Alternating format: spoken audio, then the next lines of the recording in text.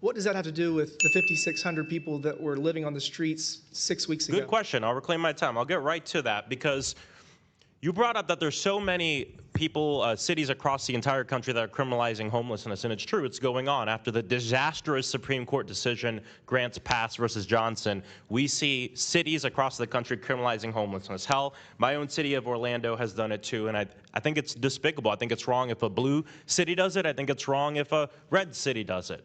Because the problem here is you're not looking to solve homelessness, you're looking to hide it. You're not looking to provide an alternative to living on the street. You're looking to brush it away to another place. Will the gentleman yield? And not yet. And I think it's important. The other thing is the sponsor of this bill brought up, well, we're just giving them a tool. The tool is criminalization. That's the tool that you're handing federal law enforcement, that they can be fined and jailed. Further putting people who are having a tough time in life living on the streets into this cycle. You were talking about supporting services. Well, you have a chance. Donald Trump's FY26 budget, he wants to cut HUD by 44%. I'll yield to you if you can tell me if you're going to stand up to that. You were saying that you want to have services for people. This would make massive cuts to affordable housing, homeless services, rental assistance, all the things that help us keep people off the streets. Will you join us in opposing that?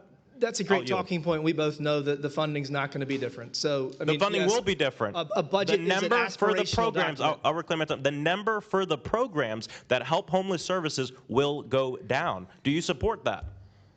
The president's budget is always an aspirational document, and we both know. And again, I'll reclaim my time. Are you saying it doesn't matter what the? I mean, your president's saying he wants to cut HUD by 44%. We have $37 trillion. I'll reclaim my time. I'll reclaim my time. Okay. 44% he wants to cut HUD. He wants to cut homeless services for your district and my district. Do you agree with that? I'll yield if you can answer yes. Yes or no, really. You and I both know that the funding will be no different than last year. Oh, so we're going to move forward. So you'll work at opposing the president's request. I know how the system works, and I know that it requires 60 votes in the Senate to change government funding, and we're not going to get 60 votes to do anything. So we're going to have a CR. But again, how are you going to help the 5,600 people? You say that this I'll reclaim my time. How are we going to help them? By fighting to ensure that the president and your party doesn't further erode the little services that we have in this country.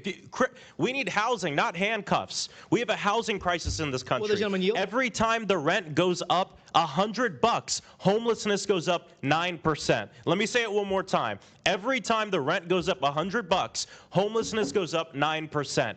Homelessness is a housing problem. And you have no solutions for us here. You're talking about, again, trying to hide a problem rather than fix a problem. It is both cheaper and less challenging for us as a nation to keep people housed than, yes, to help them when they're on the streets. We need to help people when they're on the streets, but we need to fund rental assistance, transitional housing, permanent supporter housing, shelters, all this suite of services that help us keep our people on top of a certain line. Because it does cost more, and it is harder, but it doesn't mean we shouldn't do it. And the president that you follow and that you are lauding wants to make a historic cut to the few services that we have so we can keep people from off the streets. And I think it's despicable. And you come here and try to act like there's a problem with us because we have a problem with you working to criminalize homelessness.